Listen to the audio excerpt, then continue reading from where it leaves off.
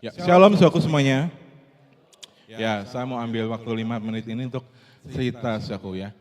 Cerita, jadi kalau ada hal yang nggak terlalu penting ya namanya aja cerita ya.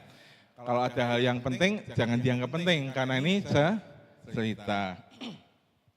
Nah satu ketika setelah saya sembuh dari sakit saya tuh iseng saudaraku bawa biola ke pinggir sungai banjir kanal yang di sini tuh. Saya iseng mainlah biola di pinggir kali ya kayak gitu. Terus malamnya saya tidur, saya mimpi sekali ya ini cerita, nggak usah dianggap serius-serius banget ya. Saya mimpi kalau sungai yang di depan kita itu banjir. Nah, itu sebabnya alasan mengapa saya pilih tempat tinggal setelah saya menikah tidak di Karangayu.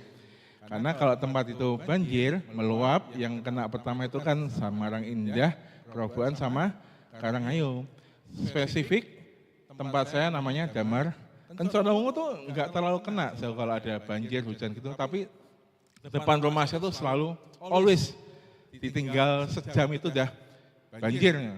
Sebab itu selalu ketika saya latihan di gereja gitu, ya, jam 5 itu hujan gitu ya, padahal pulang latihan jam 7 itu selalu pikiran, rumah masuk nggak ya, banjir nggak ya, selalu seperti itu. Jadi akhirnya setelah saya menikah, saya putuskan untuk pindah ke daerah Citarum. Nah, satu ketika, setelah kami menikah, saya dan Anya, dia main ke tempat Widya, istri Pak Suar, saya ngajarkan sorenya, malam kira-kira jam 7, itu jam 6 saya sudah hujan deras, Jam 6 sudah hujan deras, saya terus jemput istri ke Blok C, itu kondisi Anjas Mau sudah banjir. Kita pulang sudah tambah hujan deras lagi tuh. Akhirnya sampai ke persimpangan antara Jalan Pemuda sama kiri itu Imam Bonjol tuh, waduh, depan itu macet, banjir. Akhirnya saya pilih kiri. Banjir enggak? Banjir dalam saku. Wah, ini motor naik, udah ban itu sudah kelelap saku. Itu ban sudah kelelap. Ini motor mogok nyurung sampai Citarum. Haleluya. Nah terus tapi tetap tak jalanin saku. Nah istri yang di belakang itu senyum-senyum ketawa-ketawa. Kenapa? Karena dia nggak pernah, dia kayak ini kayak, tak pikir mbok kira iki numpak jet ski apa piye? Iki enggak, iki motor, depan itu mobil dari lawan arah. Ini naik keterak kita mogok, kamu nyurung loh kayak gitu, tak gitu. Dia merasa itu jet ski saku ya. Kayak gitu. Dia merasa karena di Jakarta memang banjir, tapi dia nggak pernah naik motor kanan kiri itu kayak lautan tuh, dia nggak pernah ngerasain itu. Sampai akhirnya sampai tinjauan sudah aman saku. Masuk depan lagi bugangan saku, bubaan, wah udah itu sudah lautan, sudah kolam tuh saku. Ingin masak iya nginep di Junatan saku, nggak mungkin kan? Ya udah kita terabas aku masuk Patimura masih banjir, sudah tambah kelelap, ini sudah hopeless aku. Sampai maju lagi aku Citarum sama aku. Tapi sampai rumah, lah kok depan teras itu kok kering gitu. Bukan kering tapi enggak banjir aku. Oh ya wes aman sampai hari ini ketika keluarga tak tinggal aku. Nah itu saya merasa aman aku. Itu cerita ya. Enggak usah pikirin yang banjir-banjirnya itu saku. Karena ini bukan perkara situasinya saku. Dulu, waktu saya tinggal di Damarulan dan setiap kali hujan besar, banjir, pikiran itu selalu khawatir. Dan berkata, buat terang, dalam nama Yesus terang, digituin saku. Terang enggak? Ya belum tentu, enggak terang juga. Karena sebetulnya saku bukan perkara tempatnya di mana, situasinya di mana. Tapi siapa yang bersama dengan kita. Covid lah, karepe. Banjir, karepe. Nah, saudara ada bersama dengan Yesus, dia bisa tenang. Nah, setelah itu saya nggak pernah doa lagi kalau banjir untuk Tuhan stop, enggak. Banjir tinggi-tinggi wes, karepmu kayak gitu. Nah, memang sudah masuk rumah, ya wes naik ke atas tidur gitu. Selesai kayak gitu. Seperti itu aku. Jadi jangan pernah, kita memang Kristen, orang percaya Yesus, kita yakin kita dilindungi Tuhan.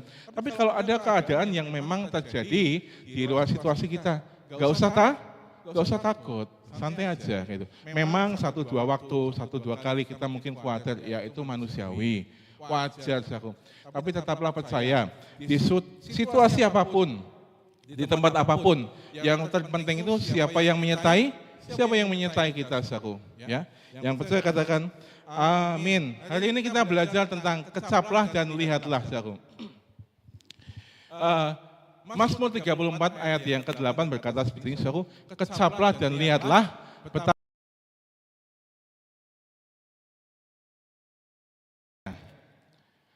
takutlah akan Tuhan, hai orang-orang yang kudus, sebab tidak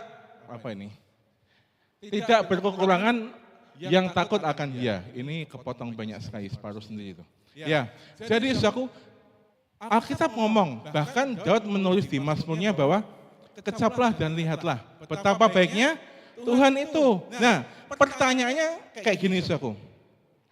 Apakah saat menulis Mazmur itu, Daud dalam keadaan yang baik-baik saja?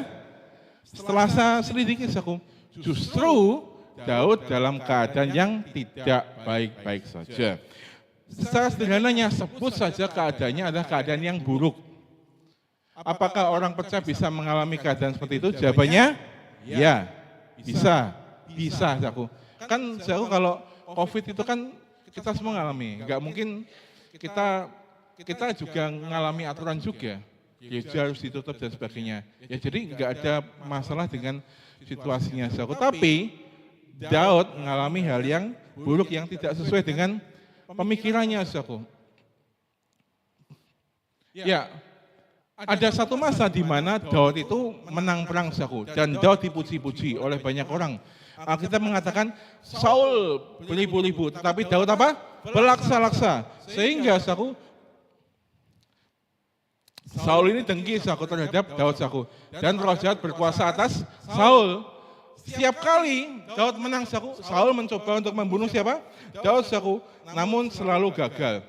Nah, satu ketika, saudaraku, Daud itu dijadikan pasukan 1000, saudaraku, untuk berperang melawan Filistin, saudaraku. Daud menang. Saul berpikir bahwa Daud akan gagal terus mati, saudaraku. Enggak. Daud disertai Tuhan, saudaraku. Dalam peperangannya Daud selalu menang. Nah, satu ketika, saudaraku, Saul berpikir untuk, ya udah Daud, kamu kan hebat nih. Kamu selalu menang. Nanti anak pertamaku tak kawinkan ya dengan kamu, tapi kamu perang dulu sana. Selalu seperti itu, saudaraku. Setelah menang perang, saudaraku, apakah anak pertama Saul ini dinikahkan atau dikawinkan dengan Daud? Jawabannya tidak, saudaraku. Ya, dia pusi, dibohongi, saudaraku.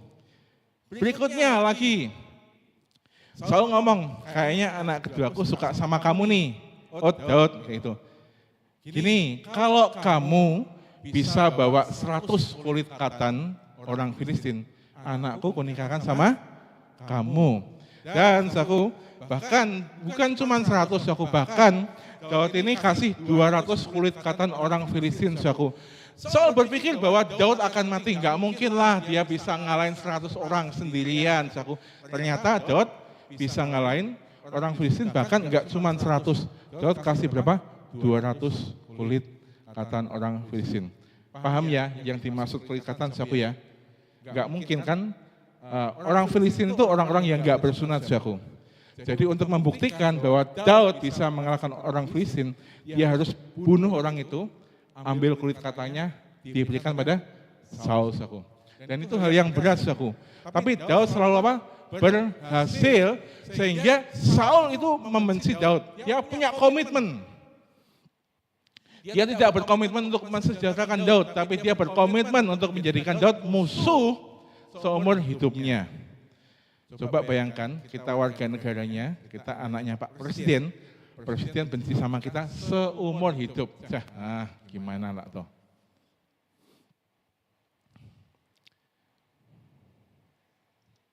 Nah, akhirnya, saudaraku, Daud menang perang lagi melawan orang Filistin. Saul membenci Daud lagi terus.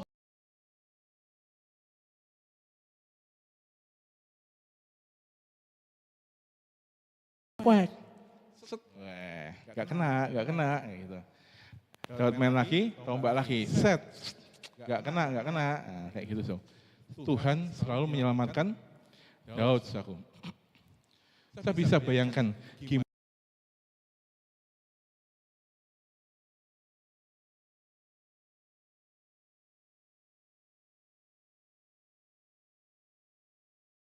Daud itu ada di situasi seperti itu, saudaraku. Dan dia nulis Tuhan itu, saya tuh kalau saya bersyukur, saudaraku, Pak Gem itu selalu kalau akhir bulan selalu kasih tema untuk bulan depan, dan saya selalu riset itu berminggu-minggu sebelumnya. Sebelum saya ngomong hari ini, saya tuh selalu mendapatkan berkat terlebih dahulu, saudaraku.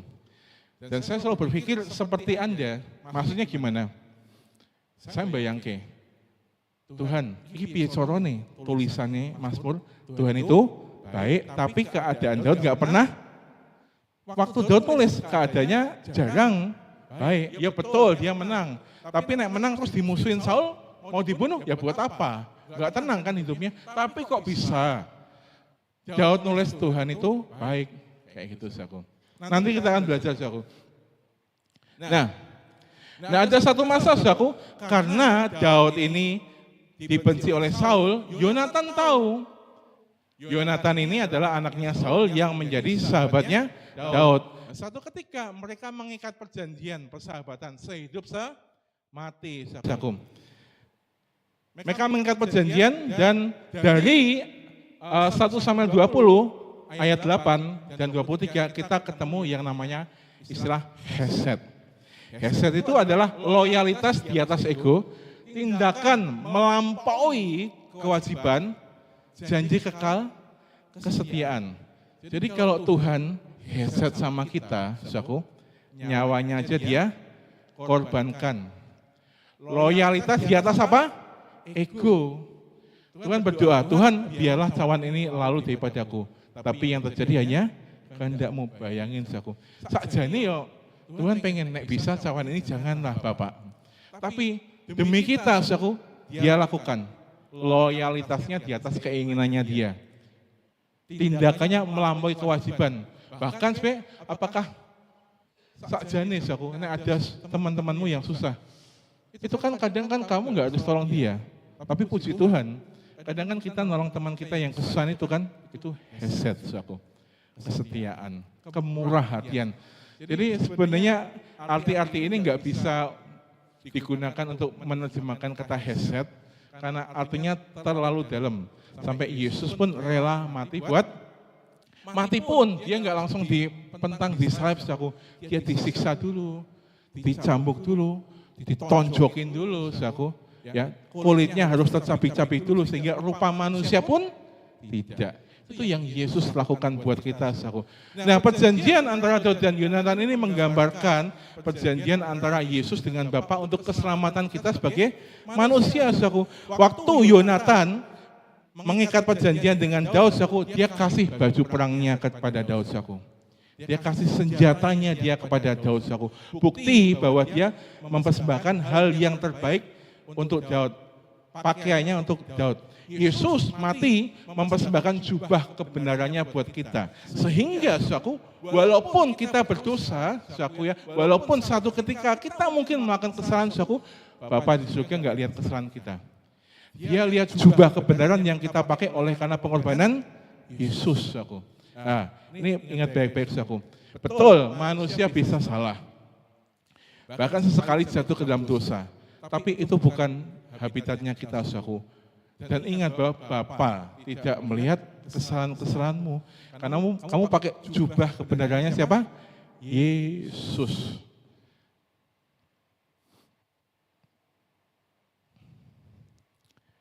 Satu Samuel 21 ayat 10 sampai 15. Nah, setelah itu, saudaraku, Daud melarikan diri daripada Saul, masuk ke kota Gad. Tempat siapa? Goliat. Bayangin, dia lari dari kejaran Saul, masuk ke kota Gad. Kota Gad itu apa? Tempat di mana ada Goliat sebelumnya.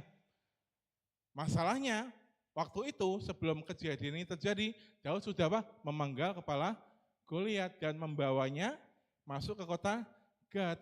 Ceritanya, Daud ini keluar dari kandang singa, masuk kandang macan. Wah, Melayu dari Saul, dia masuk ke kota Gad, kota musuhnya, saudaraku.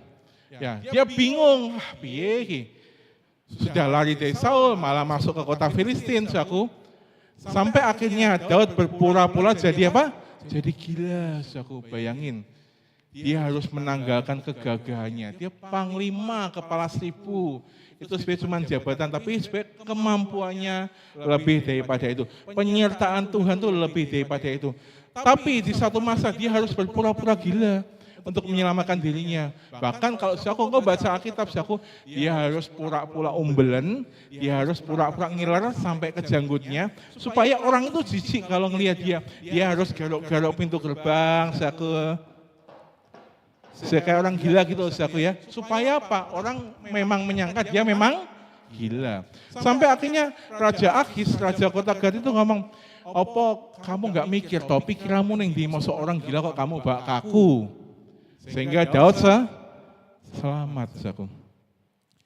Bayangkan, saudaraku, orang yang sudah tinggi banget, saudaraku, tiba-tiba di satu masa, di satu keadaan, saudaraku, dia jadi miskin. Jadi dia jadi kehilangan segalanya. Harga dirinya nggak ada, saudaraku. Harga dirinya sudah nggak ada, dan orang mencap dia sebagai orang gila, saudaraku. Kita berdoa ya, amit-amit ya, ada keadaan seperti itu. Tapi kadang memang ada, saudaraku, keadaan-keadaan seperti itu yang kita alami, saudaraku. Kadang ada, saya bilang kadang ya, memang tidak selalu, amit-amit lah, tolak dalam nama Yesus. Tapi kadang ada hal-hal yang tidak kita inginkan terjadi. Terus kita gimana? Kayak gitu. Ya, saya ngomong hal-hal yang kayak gini, saudaraku, bukan supaya untuk menakut-nakuti saudara, tapi saya ingin menjelaskan Alkitab secara utuh, saudaraku. Bahwa piye toh ceritanya kok Daud bisa nulis Tuhan itu baik, sedangkan keadaannya seperti ini. Nanti kita akan lihat, saudaraku.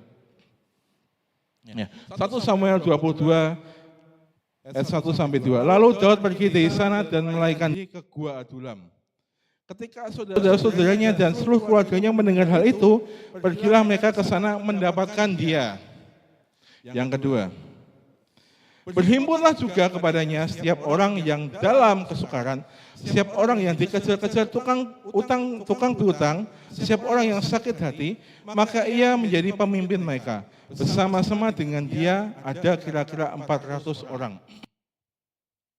Awalnya, Daud itu sendiri, ya. Dia masuk ke Gua Adulam, di sana dia nulis, ya. Tempat perlindungan, tindakan yang Daud lakukan, masuk tempat perlindungan namanya Makaseh, ya. Di awalnya, gua itu sepi, gak ada orang, selain dia sama Tuhan. Saya sebut Daud lagi honeymoon sama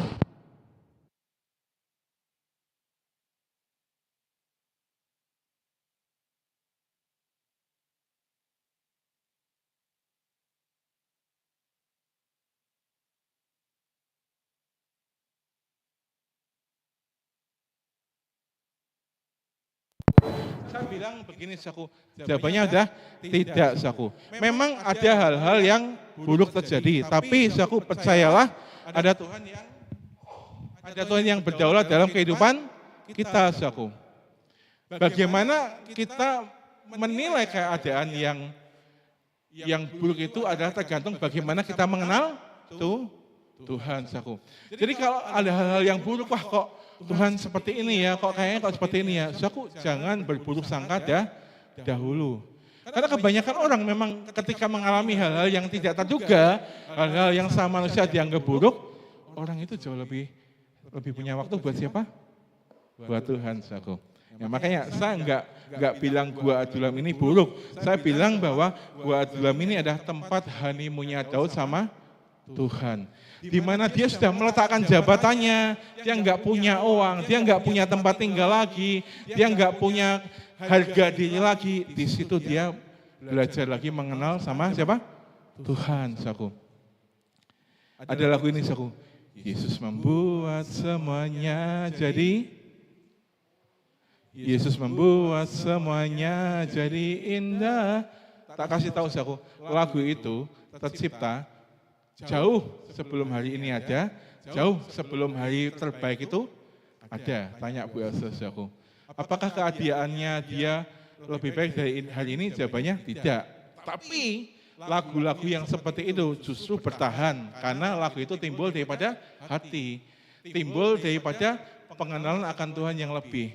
So aku ingat waktu itu COVID kita di mana? Di rumah toh, di kamar.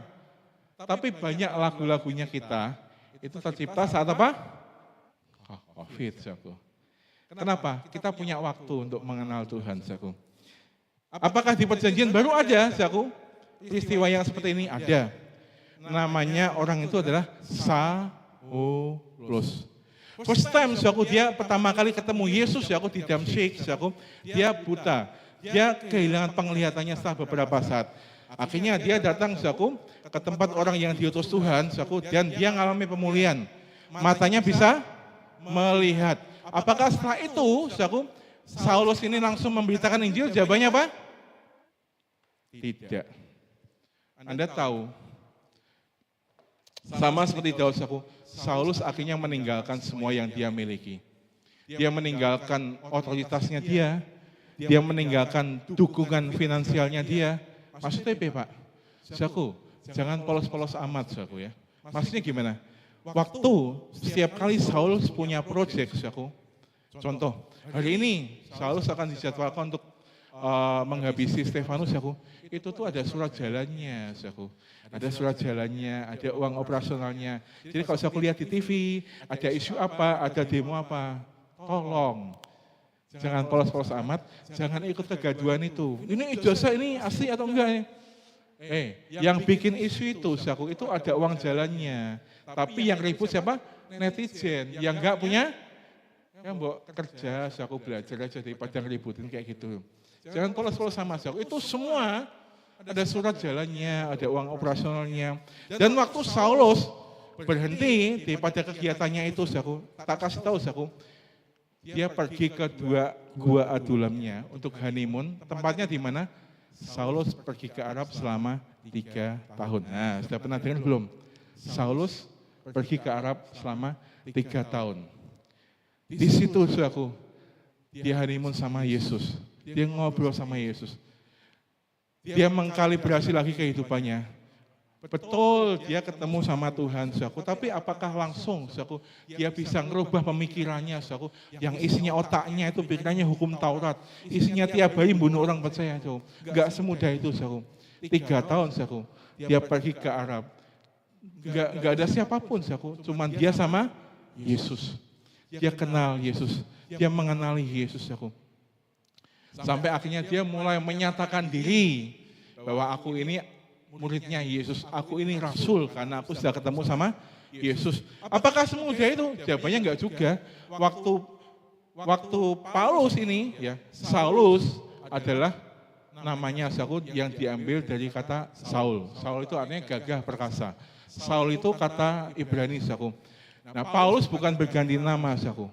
Paulus adalah nama keduanya dari kata Romawi yang artinya kecil, rendah hati. Setelah Paulus mengalami pengenalan akan Yesus, saudaraku, namanya diganti ke Paulus daripada Saulus. Makanya, saudaraku, ada sejarahnya. Kenapa Roma ditulis, kitab Roma ditulis, kenapa kok Paulus nulis? Biarlah aku semakin kecil, tapi dia semakin apa? Besar. Ya, hidup adalah Kristus, mati adalah, itu bukan orang yang baru percaya pada Yesus yang nulis itu, saudaraku, tapi orang yang dia punya waktu. Dia kenal Yesus, saudaraku. Makanya kata percaya dan mengenal itu berbeda, saudaraku. Saya bilang bahwa mengenal itu seperti suami istri, saudaraku. Enggak ada yang disembunyiin, saudaraku. Tahu satu sama lain, saudaraku. Makanya kalau saudaraku baca kitab Mazmur 57 sama Mazmur 142, itu adalah kitab yang ditulis Daud di gua Adulam itu, saudaraku. Dia tumpahkan segala isi hatinya, saudaraku. Kalau kita sudah mengenal Yesus, saudaraku, kamu ngomong apapun, Yesus terima kamu, saudaraku. Itu komunikasi antara kamu sama Bapamu yang di surga. Kamu enggak harus jadi baik dulu baru kamu datang kepada Bapa. Bahkan ketika kamu keterucutan, keceplosan, melakukan kesalahan, kamu bisa langsung datang kepada Bapa. Tuhan, aku tadi gini, aku kok keceplosan ya Tuhan ya. Kasihlah Tuhan damai sejahtera. Hal yang seperti itu, saudaraku, Tuhan mau terima kamu. Tuhan mau ngomong sama kamu. Daud melakukan semuanya itu, saudaraku. Paulus melakukan hal itu. Dia ambil waktu. Dia ambil satu waktu, satu momen supaya dia bisa kenal Yesus jauh lebih dalam lagi. Apa untungnya kalau kita mengenal Yesus, saudaraku? Nanti kita akan belajar, saudaraku. Ya. Mengapa Daud bisa menulis Mazmur? Sekalipun keadaannya baik-baik saja. Karena apa? Daud memiliki hubungan dan pengenalan akan siapa? Tuhan. Saudaraku, punya KTP Kristen is good. Kita percaya Yesus baik, saudaraku. Tapi ketika engkau mengenal siapa yang kamu sembah, saudaraku, itu jauh lebih baik lagi, saudaraku. Makanya rohaniawan bikin renungan setiap hari. Supaya saudara makin menikmati Yesus, saudara makin kenal siapa Yesus. Kalau saudaraku engkau kenal siapa Yesus yang sesungguhnya, saudaraku, bahkan saudaraku, di dalam hal yang sulit pun, engkau nggak akan ngomong, lah ya Tuhan, sepronos plene kok ngene. Katanya engkau baik Tuhan, aku sudah ke gereja. Kita nggak akan ngomong hal-hal seperti itu karena kita kenal siapa? Tuhan Yesus. Kita yakin bahwa masa-masa seperti itu hanyalah sementara, saudaraku. Yakin, saudaraku. Kalau engkau mengalami hal-hal yang buruk yang tidak sesuai dengan harapanmu, kalau engkau mengalami hal-hal yang tidak terduga, saudaraku, tapi engkau mengenal Yesus yang kau sembah, saudaraku, engkau akan tenang, saudaraku. Tapi kan Pak, kadang kan kita khawatir, ya gak apa-apa, sejam 2 jam boleh, habis itu jangan khawatir. Buka Alkitab, buka YouTube-nya, jika Ibu Limarina, dengerin, saudaraku. Saya bilang kan hari, saya lupa ya, beberapa waktu yang lalu, kayak hari Kamis, kami itu rohaniawan makan bareng, saudaraku. Saya bilang bahwa, satu kalau olahraga itu bisa sejam 2 jam, saudaraku. Headset tuh kuping tak sumpelin headset, saya dengerin Alkitab online. Kalau saya olahraganya 2 jam, berarti kupingku itu denger Alkitab online berapa? 2 jam. Olahraga itu dopaminnya tinggi banget, saudaraku. Tapi kalau saudaraku dengar firman Tuhan, tambah tinggi lagi. Bukan nggak bakal stres, saudaraku, tapi engkau masih tetap memegang kendali akan hidupmu, saudaraku. Karena tingkat stresnya setiap orang itu penanganannya berbeda-beda, saudaraku. Tapi kalau engkau bisa menikmati, saudaraku, firman Tuhan, telingamu diperdengarkan firman Tuhan, sudah, engkau jiwamu aman. Engkau akan tetap waras, sekalipun keadaan enggak terkendali, saudaraku. Yakobus 2 ayat yang ke-19, engkau percaya bahwa hanya ada satu Allah saja, itu baik. Tetapi setan-setan pun juga percayakan hal itu dan mereka gemetar. KTP Kristen is good, ke gereja is good. Tapi setiap hari ketika engkau baca renungan di WA, engkau lihat YouTube Sika Ibu Limarina, it's the best. Itu the best. Engkau bisa kenal Yesus setiap hari, makin kau mengenal, makin kau enggak khawatir. Nah itu yang dialami siapa? Daud. Dalam keadaan yang terjepit, dalam keadaan yang enggak enak, bisa-bisanya dia nulis, Tuhan itu baik. Wah. Dalam keadaan di penjara, Yesus ikut Yesus, beritain Injil. Masih juga di penjara Paulus dan Silas. Apa yang mereka lakukan? Nyanyi. Contoh, apapun yang terjadi di dalam hidupku, mungkin mereka nyanyi kayak gitu. Di penjara bisa, kan kebanyakan orang kan di penjara kan, ngerti omong nggak kayak gini ya. Lah iya, katanya Yesus Tuhan bersama dengan kita. Tapi kok aku di penjara ya, kok aku mengalami kayak gini. Saudaraku, Paulus nggak seperti itu. Kenapa? Karena dia sudah kenal siapa yang dia sembah. Dia kenal siapa yang dia percaya. Begitu juga dengan jemaat GPM. Someday, suatu ketika kalau kita mengalami hal-hal yang tidak terduga, saudaraku, engkau bisa ngomong, Tuhan itu baik. Bukan karena keadaanmu baik, tapi Tuhan memang baik. Dan percayalah, saudaraku, hal-hal seperti itu hanya sementara, saudaraku. Yesus yang kasih kekuatan kita, saudaraku. Memangnya kalau Sadrak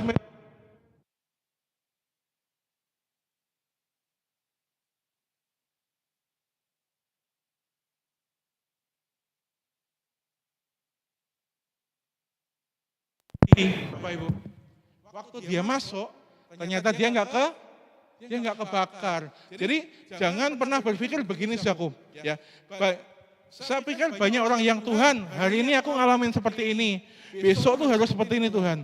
Aku udah doa loh Tuhan, besok harus seperti ini ya. Ada banyak orang Kristen yang doa seperti itu saudaraku. Tapi saya bilang saudaraku, terus nek nggak terjadi piye? Kita ngata-ngatain Tuhan gitu.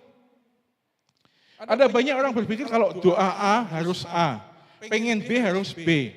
Padahal saya bilang, kalau kita kenal Tuhan, kita kenal semua cita-cita Alkitab, kita belajar, kita mendengar, bahwa Tuhan itu punya banyak cara. Di lagu yang pertama tadi dikatakan Tuhan punya waktu yang terbaik. Tuhan punya waktu yang terbaik. Jadi orang mungkin berpikir kayak Sadrak, Mesak, dan Abednego, memangnya kalau dia nyembah Yahweh gitu, terus dia masuk ke terus dia nggak jadi masuk ke perapian gitu, ya nggak gitu juga. Tapi Tuhan punya cara yang luar biasa. Paulus ngomong kepada jemaat di Filipi seperti ini, yang ku kehendaki ialah mengenal Dia dan kuasa kebangkitannya dan persekutuan dalam penderitaannya, di mana aku menjadi serupa dengan Dia dalam kematiannya. Saudaraku, adain waktu, saudaraku. Terserah engkau mau tiap pagi, tiap siang, tiap malam, engkau kenali Yesus, saudaraku. Dari mana? Firman Tuhan, saudaraku. Dicicil aja. Pagi baca satu kalimat, direnungkan. Siang baca satu kalimat, direnungkan lagi. Malam doa sama keluargamu, bilang, semua hidupku kuserahkan padamu Tuhan. Besok aku terima rahmat yang baru. Itu sama kayak engkau serahkan, engkau depositokan uangmu, besok kamu terima modal beserta dengan bunganya. Besok pasti dapat rahmat yang baru. Nah, ada kairos sama kronos. Orang mungkin berpikir, waktu ngalami kejadian kayak Daud, Tuhan, kok kayak gini ya Tuhan ya? Harusnya kan enggak kayak gini. Contoh gambaran yang sempurna adalah kejadiannya Lazarus. Lazarus sakit. Marta sama Maria berpikir bahwa kalau Tuhan datang, Lazarus pasti disembuhkan. Kalau aku doa, besok pasti dapat Kalau aku doa tanggal 27, berarti 28, 29 harusnya sudah selesai ya. Itu kan pikirannya manusia. Tapi Tuhan gimana? Alkitab ngomong bahwa Tuhan menunda dua hari lagi. Tak kasih tahu saudaraku bahwa Yudea ke Betania itu jaraknya cuma 2 mil. 2 mil itu sekitar 2,6 kilo. 2,6. Saya tuh pernah saudaraku jogging dari Citarum ke sini. Pernah. Tak kasih tahu itu berapa? 9,4. Harusnya kalau 2,6 kilo bisa dah. Tapi Yesus menunda. Pikirannya manusia kan, loh kenapa Yesus kamu kok nunda kayak gitu, saudaraku. Orang yang enggak kenal pribadinya Yesus pasti akan ngomong seperti itu, saudaraku. Dan memang, saudaraku, itu hal yang normal, wajar bagi manusia. Tuhan, aku kan pengen kayak gini, kok kejadiannya seperti ini. Aku kan pengen tanggal sekian, kok kejadiannya tanggal sekian. Itu kronos, saudaraku. Namanya kronos, saudaraku. Akhirnya Yesus setelah Lazarus meninggal dan membusuk, Alkitab ngomong Yesus datang ke Betania, saudaraku. Yesus tidak, tapi Yesus nggak bisa menyembuhkan Lazarus pas waktu sakit. Nggak bisa karena waktunya, bukan karena dia nggak mau, saudaraku. Karena Tuhan punya kehendak sendiri, saudaraku. Tuhan punya kehendak yang lebih baik, saudaraku. Pikirannya kita kan begini, aku doa, besok harus terjadi. Mentok seminggu lah, pokoknya masalah kudus selesai. Tapi kan Tuhan punya pemikiran sendiri, yang kalau mungkin dia jelasin ke kita mungkin belum tentu paham, saudaraku. Mengapa? Nanti akan dijelaskan, saudaraku. Bahwa saudaraku hanya perlu percaya bahwa apa yang terjadi dalam kehidupan kita bukan disponsori oleh Tuhan, terutama untuk hal-hal yang buruk. Tapi Tuhan bisa membuat hal-hal yang buruk itu menjadi hal-hal yang baik, hal-hal yang the best. Percayalah, saudaraku. Tuhan itu melihat kok. Tuhan melihat. Walaupun dia di surga, tapi dia hadir dimanapun, saudaraku. Sampai akhirnya, saudaraku, Yesus datang dan Lazarus bangkitkan. Dalam pikiran manusia, saudaraku, Lazarus sembuh, cukup. Tapi dalam kehendaknya Tuhan, Tuhan punya kairos, yaitu Lazarus dibangkitkan. Sembuh itu biasa, saudaraku. Ya, tapi kalau Lazarus dibangkitkan itu sesuatu yang spesial. Buat manusia itu terlambat, telat Tuhan, telat.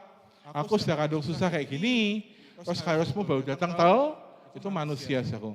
Tapi saya bilang bahwa waktunya Tuhan itu enggak pernah terlambat, saudaraku. Tuhan bisa buat hal-hal yang indah, saudaraku. Makanya saudaraku jangan berpikir bahwa oh besok itu harus seperti ini, besok harus seperti ini. Engkau minta enggak apa-apa. Tapi percayalah, Tuhan itu punya kehendak yang jauh lebih luas lagi daripada pemikiran-pemikiran kita. Yang bisa katakan, kita mungkin berpikir 1-2 hari, 1-2 minggu, tapi Yesus bisa memikirkan kehidupan kita yang lebih baik itu dalam 10 tahun, 20 tahun, bahkan 50 tahun ke depan, saudaraku. Nasibnya JBM gimana? Itu Tuhan sudah pikirin, saudaraku. Nasibku gimana? Itu Tuhan sudah memikirkan, saudaraku. Di mana kita mungkin nggak kepikiran mikir itu, tapi Tuhan sudah memikirkan. Bagian kita ya mempercayai Yesus dan janjinya. Samuel 2 ayat yang keempat. Kemudian datanglah orang-orang Yehuda lalu mengurapi Daud di sana menjadi apa? Raja atas kaum Yehuda. Ketika Daud diberitahukan bahwa orang-orang Yabes Gilead menguburkan Saul. Ya ini nanti.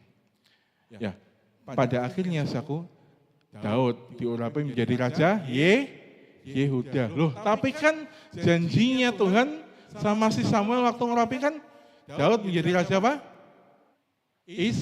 Israel. Memang Alkitab ada kata-kata Yesus menyembuhkan orang itu seketika itu juga. Yesus menyembuhkan si A dalam sekejap mata, saudaraku. Ada memang hal seperti itu, saudaraku. Tapi saya mau bilang juga, saudaraku, ada hal-hal itu yang butuh waktu dan nggak bisa dipercepat kayak kepompong, saudaraku. Nggak bisa sehari 2 hari. Kadang butuh waktu, saudaraku. Tapi saya bilang, saudaraku, bahwa dalam masa inkubasi ini, saudaraku, tidak ada yang terlambat, saudaraku. Nggak perlu FOMO. Tuhan, nggak sekarang nggak bisa nih. Nggak sekarang telat nih, telat.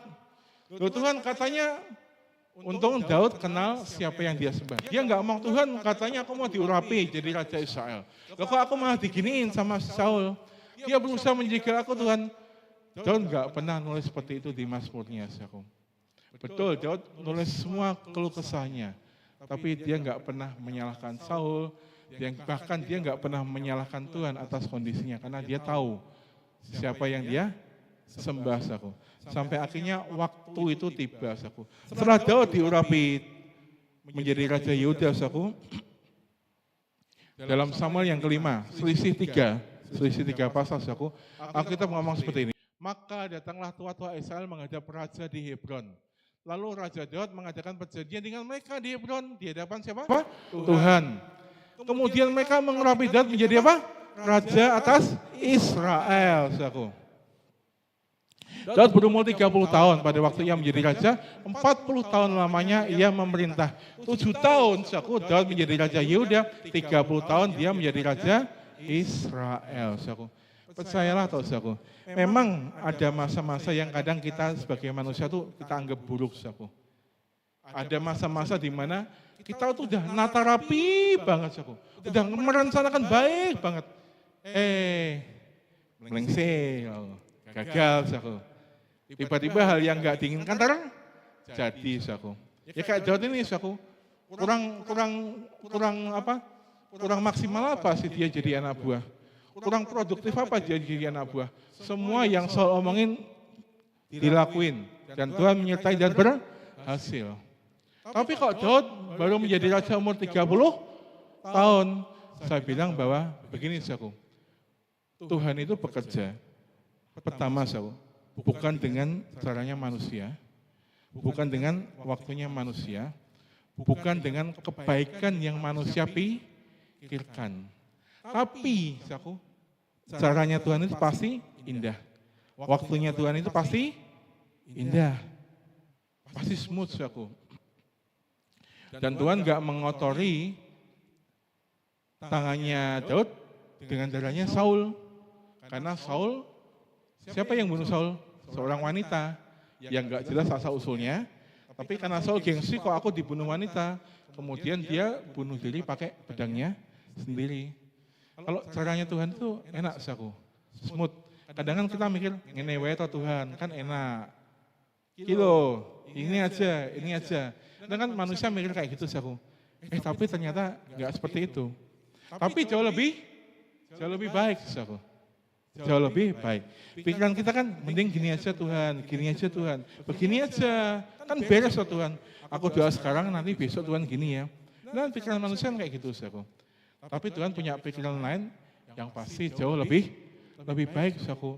Pada akhirnya dalam usia yang ke-30 tahun saku, Daud jadi raja.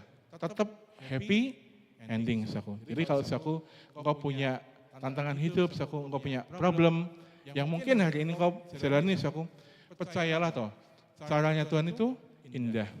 Mungkin enggak minggu depan, mungkin enggak bulan depan, tapi mungkin bulan depan sudah terima kebaikan Tuhan yang luar biasa. Tahun depan sudah terima lagi hal-hal yang lebih luar biasa lagi. 2 Samuel 12 ayat yang ke-24. Kemudian Daud menghibur hati Batsheba istrinya, ia menghampiri perempuan itu dan tidur dengan dia, dan perempuan itu melahirkan seorang anak laki-laki. Daud memberi nama Salomo kepada anak itu. Tuhan mengasihi anak itu. Kita tahu bahwa Daud itu merebut Batsheba dari siapa? Uria. Kemudian Batsheba mengandung anak pertamanya, tidak berkenan oleh Tuhan karena hasil kejahatan. Kemudian Daud punya anak yang kedua. Salomo itu dikasihi Tuhan. Dan Allah memberikan kepada Salomo hikmat dan pengertian dan yang amat besar, serta akal yang luas seperti dataran pasir tepi laut. Itu bahasanya. Dia punya hikmat yang luas seperti dataran pasir di tepi laut. Itu. Dan di ayat yang lain aku ngomong seperti ini, sehingga hikmat Salomo melebihi hikmat segala Bani Timur dan melebihi segala hikmat orang Mesir. Di ayat yang lain dikatakan seperti ini, aku tidak ada yang lebih kaya daripada Salomo baik sebelum maupun sesudah Salomo. Kalau kita lihat tadi kan Daud kan hidupnya susah kalau aku di awal ya, dia tetap jadi raja. Terus aku bayangkan, kita ini semua kan hampir semua sudah berkeluarga, punya anak. Kau bayangin aku, kamu punya anak, kayak Salomo, sekolahnya berhasil, S1, S2, S3 sukses misalkan aku, bahkan jadi profesor aku, dan dia jadi orang kaya aku. Engkau ingat waktu masa mudamu, papa mama ini susah loh nak, tapi kamu bisa jadi seperti ini. Oh seneng gak aku? Engkau membesarkan anakmu sukses, berhasil, pintar, wah dapat beasiswa, kaya raya aku. Pintar banget, punya hikmat aku. Lah apa engkau gak jadi orang tua? Seneng tau aku. Nah itu loh aku. Kita akan berpikir bahwa masalah Daud diselesaikan di awal. Aku Tuhan itu caranya ajaib. Pikirannya itu jangka panjang, jauh ke depan, Nah kalau aku melihat apa yang dialami Daud dengan pikirannya Daud waktu itu, ya memang sulit sama manusia, tapi dia percaya Tuhan bisa mengubah, Tuhan bisa memulihkan, Daud selalu lihat dalam jangka panjang, dia selalu lihat masa depan, Daud selalu lihat ke depan, karena dia tahu, banyak di depan itu hal-hal yang baik, Makanya, kalau engkau punya tantangan hidup hari ini, tetap katakan Tuhan itu baik. Betul, 1-2 hari belum tentu selesai, tapi engkau lihat di depan itu banyak kebaikan Tuhan yang Tuhan Yesus itu sediakan. Banyak banget, Dan ketika engkau lihat yang komen, nothing. Sekarang ini luar biasa. Kesusahan yang kemarin enggak ada apa-apanya. Karena di depan itu kebaikan Tuhan lebih dahsyat lagi, lebih dahsyat lagi. Makanya setiap kali kita ada pergumulan, setiap kali ada tantangan, lihatnya jangan masalahnya. Betul, 1-2 hari kita fokus ke masalah itu, tapi balik lagi ke firman Tuhan, balik lagi ke Tuhan Yesus. Engkau lihat Yesus, waktu engkau lihat Yesus itu, masalah itu seperti fata morgana, saudaraku. Antara ada dan tiada. Makin kau maju lagi, makin kau fokus pada Yesus lagi, saudaraku. Tiba-tiba memang jalan itu mulus dan enggak ada air-air seperti di jalan itu, saudaraku. Karena ketika engkau fokus sama Yesus, tiba-tiba ada jalan keluar. Tiba-tiba masalahmu terselesaikan, kadang bahkan tanpa kita itu capek-capek, saudaraku. Kenapa di depan kadang kita capek-capek? Karena kita fokus sama masalah. Kita nggak lihat Yesus. Tapi waktu kita lihat Yesus, masalah tetap ada nggak? Ya ada. Tapi kok bebannya lebih ringan. Otaknya itu jadi lebih waras. Kita bisa mikir. Tenang, Ti. Oh iya, bisa kayak gini nih. Bisa seperti ini nih. Iya, harusnya bisa kayak gini ya. Waktu saya ngomong bisa ini, bisa itu, masalahnya masih enggak? Mungkin masih ada. Tapi pikiran kita jadi lebih waras, hati kita lebih damai, hati kita lebih tenang, sampai akhirnya masalah selesai. Wah, enak sekali, saudara. Dan Mephiboset bin Yonatan bin Saul masuk menghadap Daud. Ia sujud dan menyembah. Kata Daud, Mephiboset, jawabnya, ini hamba Tuanku. Kemudian berkatalah Daud kepadanya, janganlah takut. Sebab aku pasti akan menunjukkan kasihku kepadamu. Oleh karena Yonatan ayahmu, aku akan mengembalikan kepadamu segala ladang Saul, nenekmu, dan engkau akan tetap makan sehidangan dengan aku. Loh, hubungannya apa kita bahas Daud, Salomo, atau sampai Mephiboset? Tak kasih tahu aku, rencana Tuhan itu bukan indah bagi kita saja, tapi bagi orang-orang yang di sekitar kita. Nah itu loh, saudaraku ya. Tuhan enggak membuat hidup kita indah doang. Waktu kita punya tantangan hidup, saudaraku, itu bisa Tuhan gunakan untuk memberikan kebaikan kepada kita dan kepada orang-orang di sekitar kita. Jadi pikirannya Tuhan tuh enggak cupak-bak, pokoknya Tuhan aku butuh tanggal 1, aku besok masa enggak, saudaraku. Tuhan itu pekerjaannya ajaib, saudaraku. Kalau Tuhan mau memberkati saudara, tetanggamu mesti kecipratan, sahabatmu mesti kena berkatmu itu, saudaraku. Orang-orang yang lain yang mungkin bahkan enggak kamu kenal kecipratan berkatmu, padahal kamu belum tentu kenal, saudaraku. Ya ini yang terjadi pada Mephiboset, saudaraku. Daud enggak hanya dipulihkan hidupnya, tapi hidup cucunya Saul, Mephiboset itu juga dipulihkan, saudaraku. Gak cuma hidup kita ada yang dipulihkan, tapi orang lain juga ngerasain berkatnya itu, saudaraku. Jadi jangan pernah berpikir, pokoknya aku harus selamat Tuhan. Besok, minggu depan, dan sekian. Saudaraku, percayalah, saudaraku. Rencana Tuhan itu indah. Dia gak cuma memberkati kamu, dia memberkati temanmu, dia memberkati sahabatmu, bahkan orang lain yang kamu nggak kenal mungkin bisa kecipratan kebaikanmu karena keputusan yang kamu ambil saat hatimu damai oleh karena Yesus. Wah itu loh, saudaraku. Ini mikirnya yang panjang sedikit, saudaraku. Kalau kita fokusnya sama Tuhan, pikiran kita bisa tenang. Mikirnya tuh panjang, nggak mikir pendek. Nah ini gambar apa, saudaraku? Apa nih? Matahari bersinar. Pak, apa hubungan nih? Ini gambar matahari bersinar, saudaraku. Dan ini adalah gambar apa? Mendung, mau hujan. Kayak semalam. Padahal di tempatku nggak hujan, tapi banjir kanal meluap. Ya. Pertanyaannya begini, saudaraku. Kalau saudaraku engkau lihat langit ini mendung, bahkan hampir turun hujan, pertanyaannya, apakah matahari bersinar? Jawabannya apa? Kemarin saya tanya ke anak sekolah minggu, ayo matahari kan bersinar, nek mendung atau hujan? Matahari bersinar enggak? Ya enggak toh. Terus sekian detik mereka mikir, sisi om, bersinar tuh ya? Kayak gitu. Ya walaupun langit mendung, hujan, matahari tetap bersinar. Karena matahari bersinar itu bukan situasi, tapi karakter.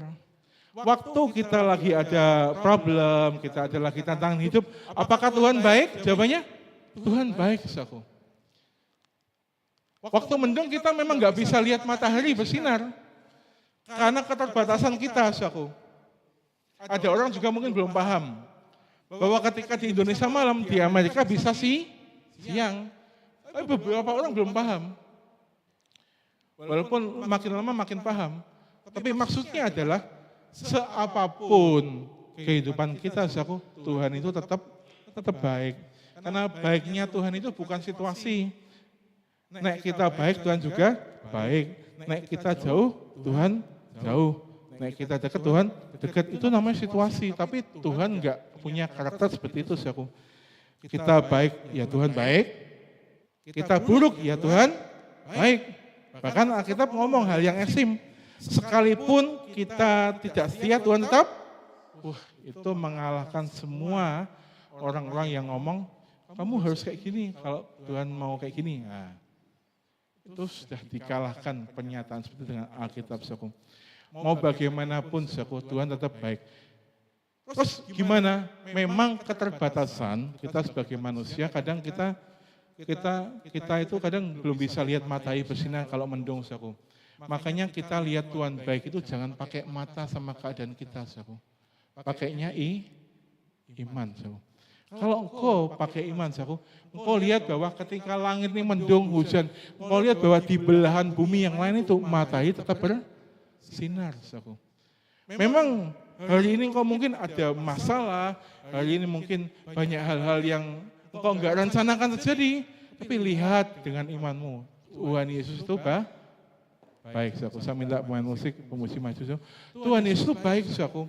Jadi apapun yang terjadi, Tuhan Yesus baik. Mendung itu situasi sementara, saudaraku. Matahari bersinar itu memang kodratnya. Matahari bersinar itu memang takdirnya, karakternya. Kalau langit lagi mendung, kita lagi ada tantangan-tantangan hidup, saudaraku. Ya Tuhan tetap baik. Makanya butuh kewarasan, saudaraku. Butuh iman, saudaraku. Makanya waktu kita lagi dalam keadaan seperti itu, saudaraku, seperti yang bulan-bulan lalu, saudaraku, duduk diam dulu, tenang, take a deep breath, tarik nafas. Yesus, kurang ngomong lagi. Yesus, iya Tuhan, iya. Ngomong Tuhan, ngomong. Saudaraku ambil waktu lagi semenit, terus ada suara. Iya toh, tenang toh. Saya yakin kok, kalau kamu tenang, suaranya Roh Kudus itu jauh lebih kenceng. Kalau mulutnya kita yang ngomong-ngomong dulu, muni-muni dulu, suara Roh Kudus ketutupan. Kita, kok kayak gini ya, kok kayak gini ya. Ya baik lagi, saya nggak mungkin nyalain orang yang kayak gitu karena itu manusiawi. Tapi coba baliklah kepada firman Tuhan bahwa rencana Tuhan itu indah, saudaraku. Tenang dulu, nanti kan Roh Kudus ngomong. So, tenang sih. Kamu bisa ngomong, loh Tuhan nanti nek ngene piye? Tenang, tata aneh. Tuhan itu kontekstual loh, saudaraku. Nyambung dengan bahasamu. Kamu orang Jawa, Tuhan bisa, Roh Kudus bisa ngomong Jawa. Kamu orang mana, Tuhan Yesus bisa ngomong pakai bahasa dan apa yang kamu alami sehari-hari, saudaraku. Jadi percayalah, saudaraku, bahwa Tuhan itu baik. Apapun masanya, yuk kasih D. Lagu penolong yang setia tadi ya. Percaya bahwa Tuhan Yesus menolongmu, saudaraku. Hal-hal yang gelap-gelap itu cuma sementara, kebenarannya Yesus bersama-sama dengan kita. Ya. Saat ku berjalan, kasih-Mu menerangi langkahku.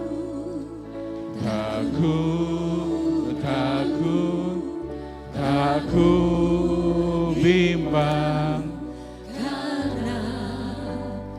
Mari saja kita untuk berdiri, saudaraku. Kita berdiri, kita nyanyikan lagu ini dengan penuh percaya dan katakan, Kau lebih tahu yang terbaik bagiku. Kau lebih sanggup pulihkan hidupku. Ku berserah, ku percaya. Bersama-sama katakan, hanya Yesus penolongnya. Setelah kita nyanyikan lagu ini dengan penuh percaya bahwa Yesus adalah satu-satunya penolong kita. Saat tidak ada orang, Yesus yang menjadi sahabat kita, saudaraku.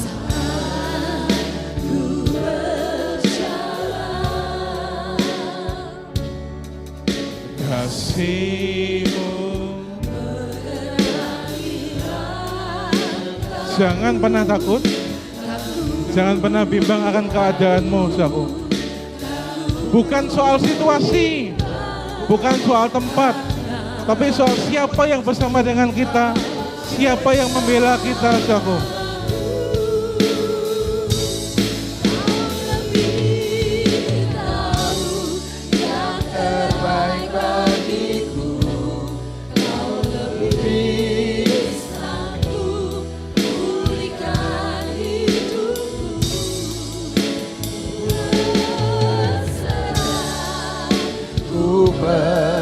Percaya hanya Yesus penolong yang. Sekali lagi kita nyanyikan refnya bersama-sama. Kau lebih tahu, kau lebih tahu yang terbaik bagiku. Kau lebih sanggup pulihkan hidupku.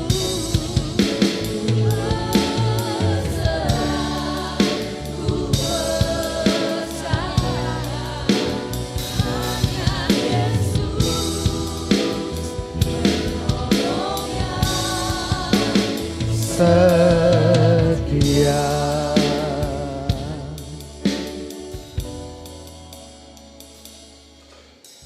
Bersama-sama jemaat, kalau hari-hari ini ada di antara kita yang merasa segala sesuatunya seperti melihat awan yang mendung, namun iman kita tetap percaya bahwa Tuhan tidak pernah berhenti mengalirkan kebaikannya bagi hidup kita seperti matahari yang selalu dan terus akan bersinar. Karena kebaikan Tuhan bukan ditentukan oleh perbuatan kita atau keadaan kita. Kebaikan Tuhan dinyatakan karena Dia baik, karena Dia adalah kasih bagi kita. Saya rindu kita nyanyikan lagu ini bersama-sama. Jemaat nyanyikan dengan suara yang terbaik sebagai ungkapan pernyataan iman kita. Sekalipun situasi yang terjadi hari-hari ini sedang tidak baik-baik saja, namun kita percaya sekalipun kita tinggal di dalam dunia ini, namun kita dibedakan. Kita ditempatkan di dalam Yesus Kristus, tempat perlindungan yang maha tinggi. Di mana di dalamnya saudara dan saya akan dipelihara dengan kekuatan Tuhan yang sempurna. Kau lebih tahu. Mari angkat tanganmu, angkat hatimu, pandanglah dengan imanmu. Lihatlah kepada Yesus Kristus. Katakan, Tuhan, aku percaya. Bahkan sekalipun tidak ada dasar untuk aku percaya kepada Tuhan, namun aku tetap berkata hanya Yesus penolong yang setia. Sekali lagi bersama-sama katakan, Kau lebih tahu. Seringkali karena pergumulan yang begitu berat, kita merasa tidak tahu apa yang harus kita lakukan. Tapi jangan khawatir, kita punya Yesus. Dia tahu yang terbaik untuk kita. Terima kasih Tuhan. Hanya Yesus penolong yang.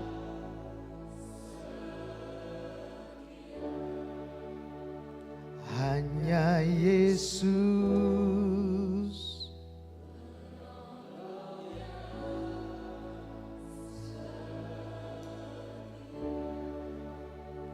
Hanya Yesus.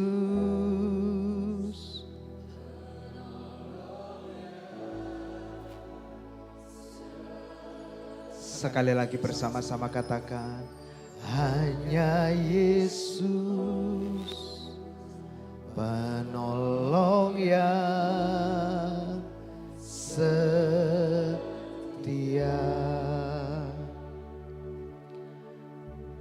Manusia terbatas untuk menolong kita. Harta benda kekayaan kita terbatas untuk menyelamatkan kita.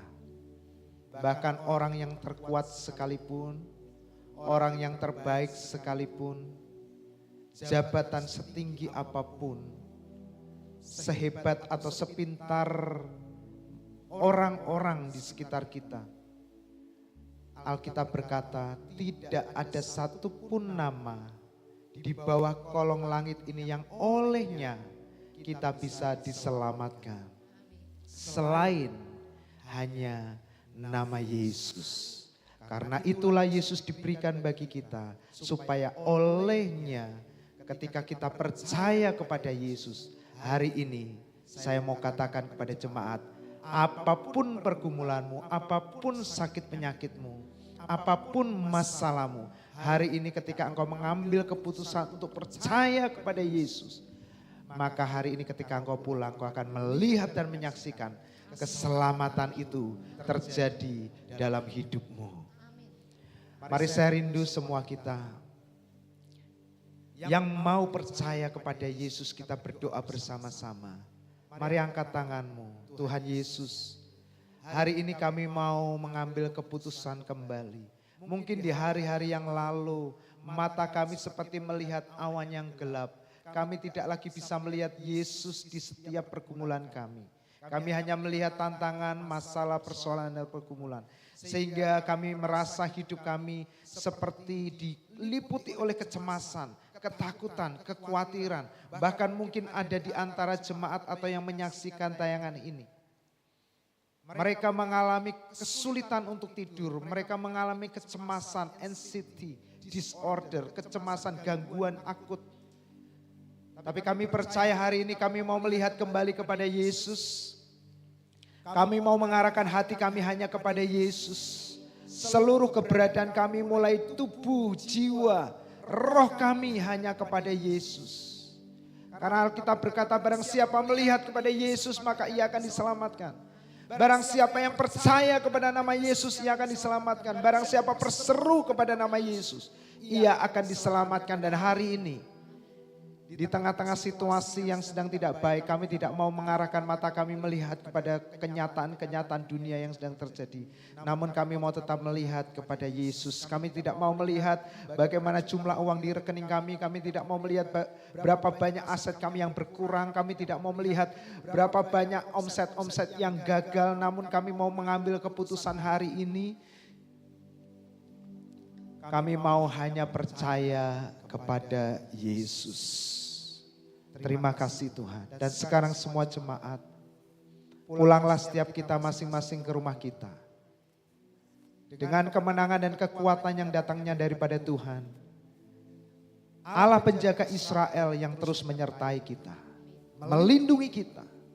Sebagaimana Dia mengasihi bangsa Israel. Demikian juga Tuhan mengasihi kita. Karena kita adalah umat-umat pilihan, umat-umat ketebusannya. Tuhan akan menjaga melindungi kita seperti biji matanya. Tuhan akan menyertai kita, menuntun kita seperti Raja Wali kepada anak-anaknya. Engkau akan terus naik dengan kekuatan sayap burung Raja Wali. Engkau akan terbang tinggi mengatasi persoalan-persoalan hidupmu. Engkau akan melewati setiap masa-masa kelam, lembah-lembah yang kelam sebagai seorang pemenang. Engkau akan pulang dengan membawa berkas sorak-sorai. Setiap cucuran air matamu diubah Tuhan menjadi tangisan sorak-sorai sukacita kemenangan. Setiap ratapan tangis Tuhan ganti dengan sukacita tarian. Tuhan menghadapkan wajahnya, Tuhan menyinari engkau dengan wajahnya dan memberikan kasih karunia-Nya. Engkau terus naik menjadi kepala, bahkan apa saja yang kau kerjakan diberkati Tuhan dan berhasil. Engkau terus naik. Dan oleh hidupmu semua orang diberkati. Tuhan menghadapkan wajahnya kepada kita dan memberikan damai sejahteranya yang melampaui segala ketakutan dan kekhawatiran kita, menjagai pikiran dan hati kita dalam persekutuan dan penghiburan oleh Roh-Nya yang kudus yang telah diutusnya tinggal di dalam hatimu, menyertaimu, menolong, menghibur kita, mengingatkan kita akan kebenaran-kebenaran kita di dalam Yesus Kristus sampai Maranatha, Yesus datang menjemput kita di awan-awan yang permai. Semua kita yang diberkati, semua kita yang percaya sakit penyakitnya sudah sembuh, semua jemaat yang percaya hutang-hutangnya sudah dilunaskan, semua jemaat yang percaya tahun ini adalah tahun berkat bagi kita. Katakan bersama-sama, amin, amin, amin. Mari kita nyanyikan lagu ini bersama-sama.